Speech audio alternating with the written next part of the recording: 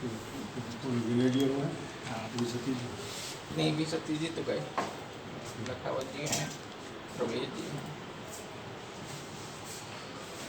नारायण जी चले गए, भी सतीश जी तो सुबह निकल गए।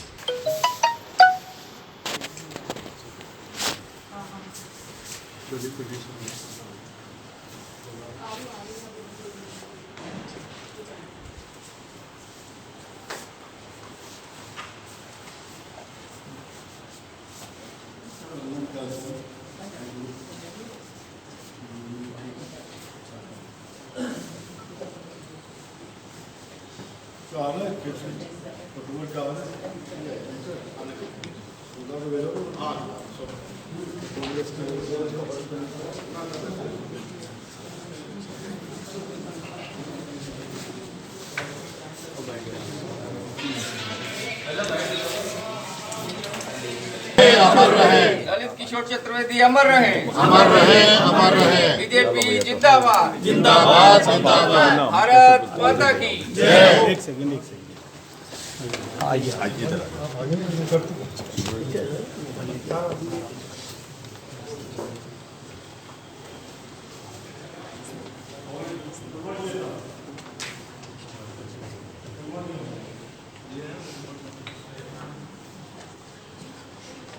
कर दिया।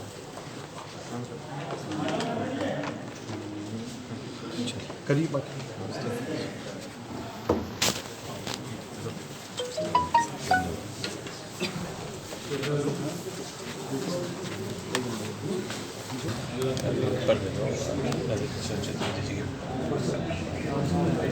जनसंघ में 1967 में सरकारी नौकरी छोड़कर के पूरा समय संगठन को लिए समर्पित करने का काम किया।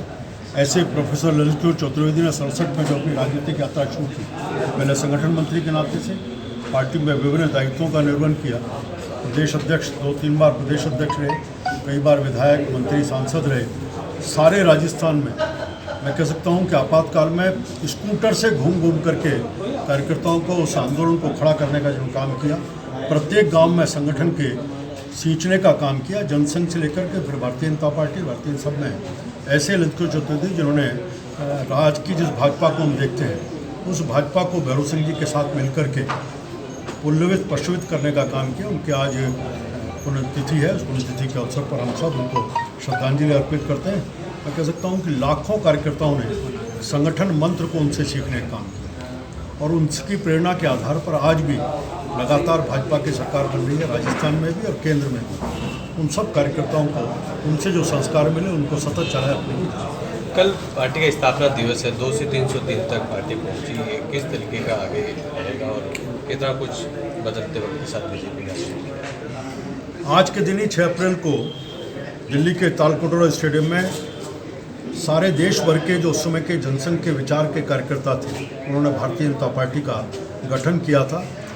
मैं कह सकता हूं कि देश के क्षितिज के राजनीतिक क्षितिज पर अगर देखें, 80 साल में जन्म होना और 1996 में पहली बार अटल जी के नेतृत्व में सरकार बनाना और 2014 में आते आते मात्र 34 साल की उम्र में अपनी स्वयं के बलबूते के ऊपर भारतीय जनता पार्टी की सरकार नरेंद्र मोदी जी के नेतृत्व में एक बार, दूसरी बार और तीसरी बार फिर हैट्रिक बना करके नरेंद्र मोदी जी के नेतृत्व में सरकार बनाने जा रही है। ये भारतीय जनता पार्टी जिसने 2 से आप कहते हैं कि 303 तक की यात्रा अब 400 की तरफ अपने कदम बढ़ा चुकी है। उसने कभी भी अपनी नीति से समर्थन नहीं किया, कभी अपने सिद्धांतों से समर्थन नहीं किया, निष्ठाओं के साथ समर्थन नहीं किया। राजनीतिक झंझावत कितने भी आए, उन सब झंझावतों में अपने नीति, कार्यक्रम, विचार उन सब के साथ आगे बढ़ते बढ़ते आज देश में भारतीय जनता पार्टी एक आम जन के विश्वास का प्रतीक बनी है।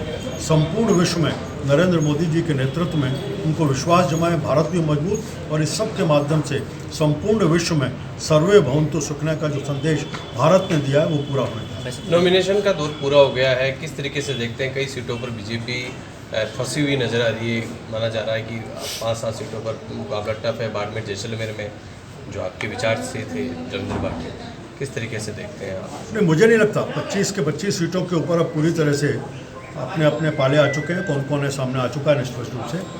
मैं जो देख रहा हूँ कार्यकर्ताओं का उत्साह और जनता का 10 साल का नरेंद्र मोदी जी के नेतृत्व में जो काम हुआ है जिस अंत्योदय की हम बात करते थे उसमें चाहे गरीब का उत्थान का होगा, महिला का सम्मान होगा, युवाओं को विश्वास होगा, आम जन में सुरक्षा का भाव होगा, संपूर्ण विश्व में भारत की ख्याति होगी। इसको देखते हुए हर व्यक्ति को लगता है कि नरेंद्र मोदी जी तीसरी बार फिर प्रधानमंत्री लगने चाहिए।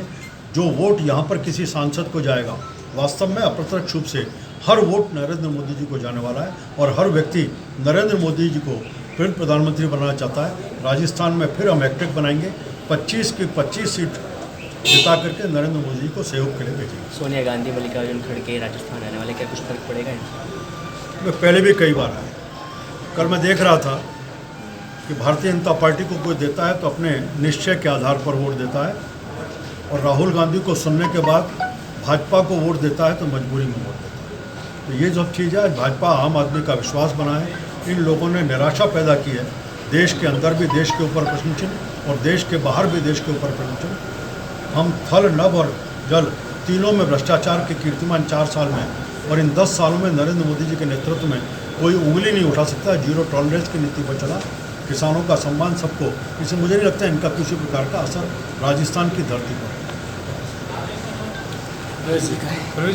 बतौर चुनाव से फरवरी आप लगातार राजस्थान में मीटिंग्स ले रहे हैं, कार्यकर्ताओं से संवाद कर रहे हैं। राजस्थान में ये आप चर्चा है कि जाट समाज बीजेपी से नाराज है, किस तरीके का आप देखते हैं कि इफेक्ट होगा? ये मैं जो चुनाव देख रहा हूँ राजस्थान का, ये कोई भी जाति बिरादरी से ऊपर उठकर चुनाव। हर आदमी चाहता है कि नरेंद्र मोदी जी की सरकार बने और हमारा देश जो आगे बढ़ रहा है 2047 तक हमारा देश सारी दुनिया की शक्ति बने। तो ये कोई जाति बिरादरी का चुनाव नहीं है, ये हमारे देश को मजबूत करने वाला चुनाव।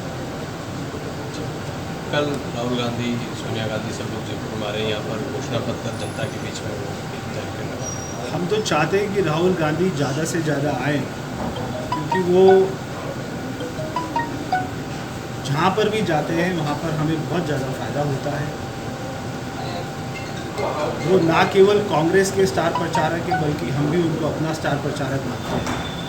तो हम तो चाहते हैं कि वो ज़्यादा से ज़्यादा पूरे देश में दौरा करें।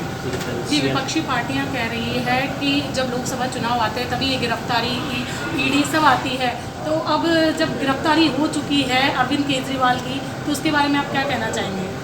विपक्षी पार्टियां लगातार प्रहार कर रही है कि ये सिर्फ चुनाव को प्रभावित करने के लिए किया जा रहा है। ईडी और सीबीआई क्यों बनी है, हमें इस बात के बारे में सोचना चाहिए कि ये दोनों एजेंसी ना तो भारतीय जनता पार्टी ने बनाई और ना ये केवल अपना पिछले 8-10 सालों में बनी है। ये दोनों एजेंसी का काम होता है कि चोरों को पकड़ना। अगर कोई चोरी करता है, भ्रष्टाचार करता है, देश के खजाने में डाका डालता है, तो उसको पकड़ना। और अगर कोई डाका डालेगा तो कोई भी सरकार उनको ये नहीं कह सकती कि आप अपने हाथ पे हाथ धर के बैठिए और कोई किसी को ना पकड़े। अगर कोई चोरी कर रहा है तो उसको ज़रूर पकड़ा जाएगा।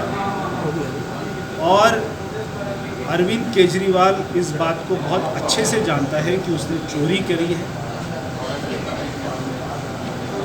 उनके उप मुख्यमंत्री मनीष सिसोदिया बार बार वो बेल के लिए अप्लाई करते हैं, मगर उनको बेल नहीं मिलती है। इसका मतलब है कि कोर्ट ये मानती है कि उन्होंने कोई चोरी करी। और ये संजय सिंह जो इतना उछल रहे हैं, ये मैं बता दूं, उनको कोई निर्दोष साबित नहीं किया, अभी तो केवल बेल ही मिली। और हमारी जांच एजेंसियां जब और आगे बढ़ेंगी तब वो सारे सबूत भी इकट्ठे होंगे